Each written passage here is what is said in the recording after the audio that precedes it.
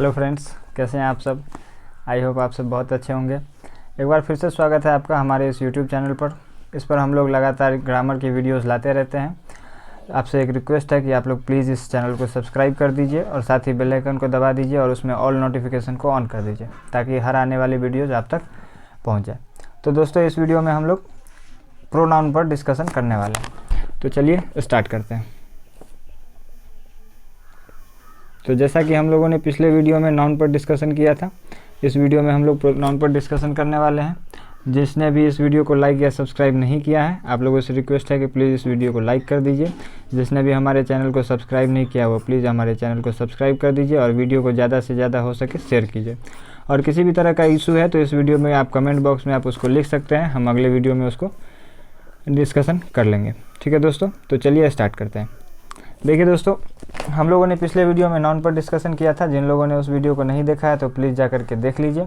इस वीडियो में हम लोग प्रोनाउन पर डिस्कशन करने वाले हैं। ठीक है दोस्तों, तो चलिए शुरू करते हैं। तो देखिए दोस्तों, प्रोनाउन मतलब होता है सर्वनाम। आप लोग इसे नोट कर लीजिएगा, सर्वनाम। प्रोनाउन मीन्स होता है सर्वनाम। ठीक है, इसको मैं लिखते जाता हूँ। प्रोनाउन मीन्स होता है सर्वनाम। तो सर्वनाम क्या होता है और इसका क्या अर्थ होता है, हम लोग इसको डेफिनेशन से समझते हैं। यहाँ पर लिखा हुआ है, a pronoun is a word used instead of a noun. इसका मतलब ये हुआ कि कोई भी प्रोनाउन जो है, प्रोनाउन वह शब्द होता है जिसका उपयोग हम लोग किसी नाउन के स्थान पर करते हैं। प्रोनाउन वह शब्द होता है जिसका उपयोग हम लोग किसी नाउन के जगह पर करते हैं। यहाँ पर दूसरा डेफिनेशन लिखा हुआ है, a pronoun stand for a noun. मतलब नाउन के जगह पे हम लोग प्रोनाउन का उपयोग करते हैं। ठीक है दोस्तों, तो ज़्यादा कोई वाइटल ये है नहीं, हम लोग बेसिक ही समझ रहे हैं। अभी आगे हम लोग इसको डीप में पढ़ेंगे। फिलहाल हम लोग बेसिक से ही समझते जाते हैं इसको। तो चलिए आगे बढ़ते हैं और इसके अलग अलग जो टाइप्स हैं उस टाइप्स को हम लोग समझते जाते हैं। ठीक है दोस्तों, चलिए आगे बढ़ते हैं। यहाँ हम लोग देखेंगे टाइप्स ऑफ प्रोनाउन। ठीक है, तो जिसमें सबसे पहला है पर्सनल प्रोनाउन। ठीक है, तो इसका हिंदी हम लोग लिखते जाते हैं और समझते जाते हैं एक एक करके। ठीक है, सबसे पहला है पर्सनल प्रोनाउन। ठीक है, तो चलिए समझते जाते हैं। पर्सनल प्रोनाउन का हिंदी होता है पुरुषवाचक सर्वनाम। पुरुषवाचक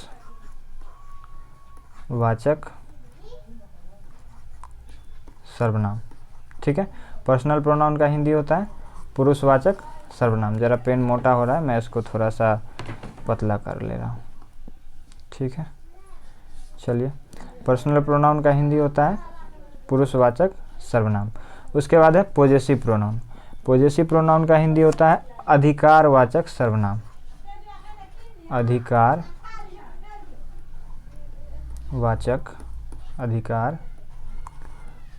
सर्वनाम। ठीक है, एक एक करके समझते जाएंगे हम लोग। इसके बाद हम लोग इसका डेफिनेशन भी देखेंगे। उसके बाद है रिफ्लेक्सिव प्रोनाउन। ठीक है, रिफ्लेक्सिव प्रोनाउन का होता है मतलब निजवाचक सर्वनाम। निजवाचक सर्वनाम। ठीक है, उसके बाद एम्फैटिक प्रोनाउन। इसका हिंदी होता है बलदायक सर्वनाम। बलदायक सर्वनाम। ठीक है, उसके बाद है डिमॉन्स्ट्रेटिव प्रोनाउन। इसका अर्थ होता है संकेतवाचक या निश्चयवाचक सर्वनाम। संकेतवाचक सर्वनाम। ठीक है, तो चलिए एक एक करके सबको समझते जाते हैं। क्योंकि वीडियो लंबा ना हो इसलिए मैंने इस वीडियो को 2 पार्ट में बांटा है। जिसमें पार्ट 1 में हम लोग जो है सो इन 5 प्रकार को समझेंगे और उसके बाद जो ये 5 टाइप्स बचते हैं, इंडेफिनिट, डिस्ट्रीब्यूटिव, रेसिप्रोकल, रिलेटिव और इंट्रोगेटिव, इसको हम लोग अगले पार्ट में समझेंगे। ठीक है, स्टार्ट करते हैं पर्सनल प्रोनाउन से।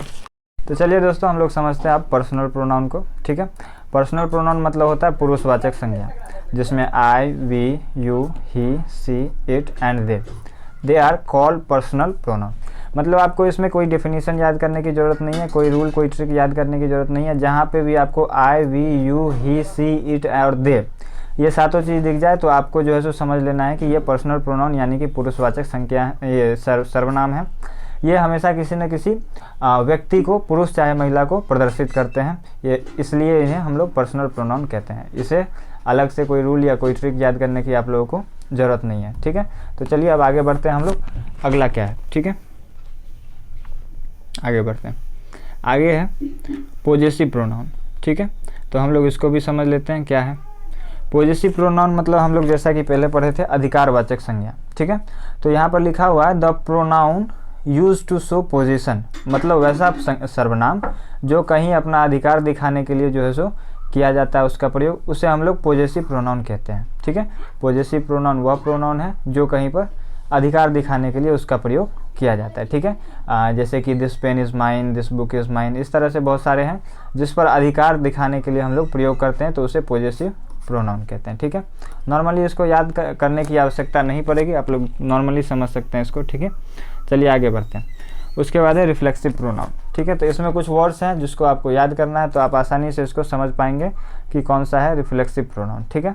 लिखा हुआ है the pronoun myself, word याद करने पड़ेंगे आपको, इसको आप नोट कर लीजिएगा। Myself, ourself, yourselves जो प्लूरल में होगा, himself, herself, itself and themself, ठीक है। ये वर्ड्स जहाँ पे भी आपको मिले वो रिफ्लेक्सिव प्रोनाउन कहलाते हैं, लेकिन इसमें एक थोड़ा सा नियम लागू होता है। लिखा हुआ है when the action done by the subject turn back upon the subject. कहने का मतलब है कि ये वर्ड वैसे जगह पर रिफ्लेक्सिव प्रोनाउन कहलाएंगे जब कोई काम किसी व्यक्ति किसी कर्ता के द्वारा किया जाता है और रिटर्न उसका रिजल्ट उसी पर आता है। कोई काम किसी के द्वारा किया गया और वो काम पूरा होने के बाद उसका रिटर्न फिर उसी पे उसका रिजल्ट रिटर्न आता है, तो वो रिफ्लेक्सिव प्रोनाउन कहलाएगा। जैसे यहाँ पर लिखा हुआ है we can help ourself, यानी हमने खुद की मदद की।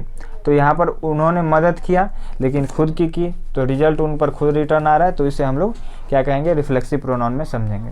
उसके बाद है आई हर्ट माई सेल्फ, यानी कि मैंने खुद को चोट पहुंचाई।